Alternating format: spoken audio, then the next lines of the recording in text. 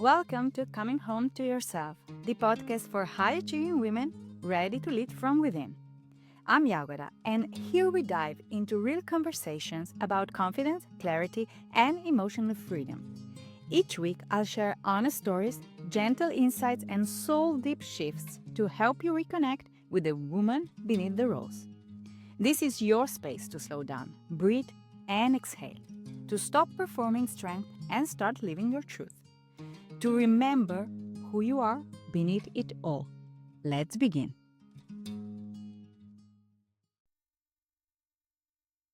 Welcome back. Today we're talking about a storm that isn't out there, but in your own head. Last week, something happened in my house with a lesson so powerful I have to share it with you. The school years had just started, and like many families, we were all just trying to remember how to breathe in a routine again. It was day 3 when my eldest daughter came home, and she was a storm. Her movements were sharp, her voice was high, and everything, it seems, was wrong. She had decided to switch from handball to athletics. It was a brave move, a big shift, and a choice she made with her whole heart. But the reality of it hit her hard. She wasn't on the same level as those who had trained for years. She wanted to be excellent immediately. And when that didn't happen, her entire sense of self seemed to spiral. To add to it, her backpack became a symbol of her failure because she couldn't organize things the way she wanted, too many things to carry. And her schedule was an enemy, with a day of 3 hours of her not so favorite class. A new beginning felt like her world was caving in. And as a mom and a coach who works with career-driven women, what struck me wasn't how much was actually going wrong. It was how much she thought was going wrong. She was building a storm in her mind. So we sat down and talked. Piece by piece, we unpacked what was real and what was just the story she was telling herself. Slowly her body softened, her breath returned, and the world didn't look so scary anymore.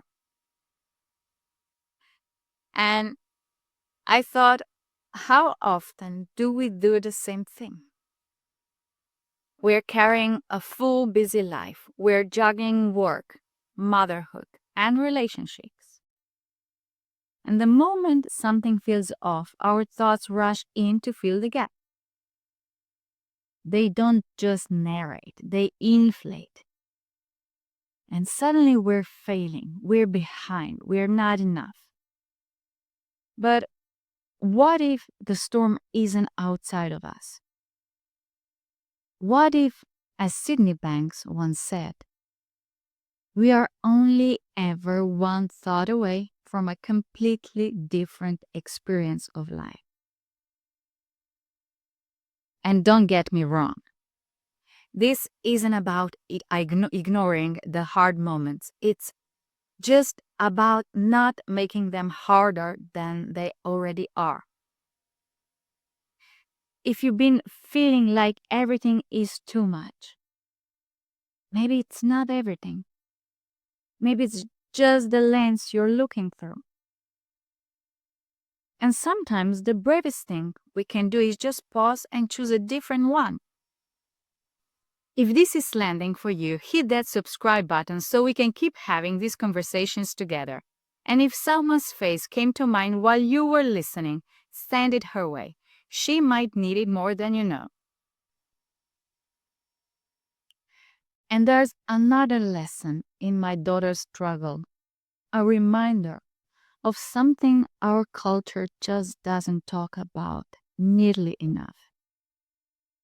Nothing truly meaningful happens overnight. Not healing, not confidence, not mastery, not even a simple switch in a sport. She's a natural athlete, talented and capable. She's used to catching on quickly. But this felt like starting from scratch. And it broke something inside her. This expectation that she should already be as good as those who've trained for years. I watched her crumble not because she wasn't good, but because she wasn't great yet. I know how familiar that is. How often do we step into something new, a promotion, a boundary, a big dream, and expect to be excellent immediately? We've been told we're supposed to just know, to glide into motherhood, to be natural leaders, to shift careers without any doubt, to reclaim our voice without trembling. But that's not how growth works.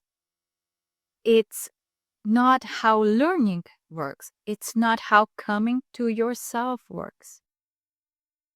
It's a process, a rhythm, a slow, steady build.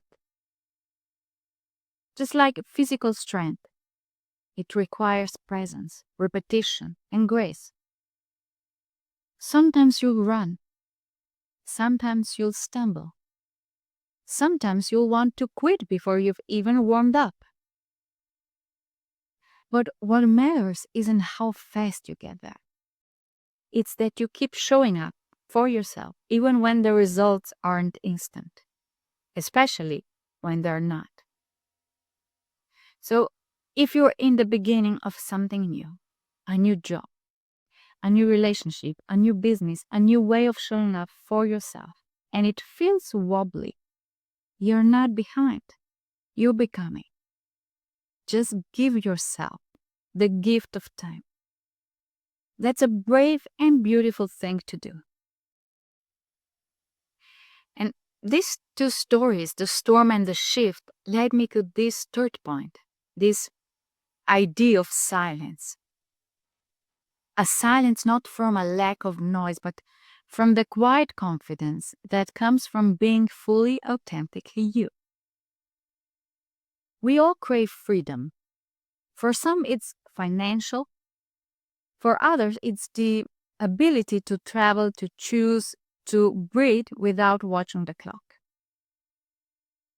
But for me, the deepest, most personal kind of freedom has always been this: to be fully myself. To feel like me, not diluted, not edited, and to be accepted as I am. And that kind of freedom, I had to fight for it. For years, being me was seen as too much, too bold, too opinionated, too emotional, too not like the others.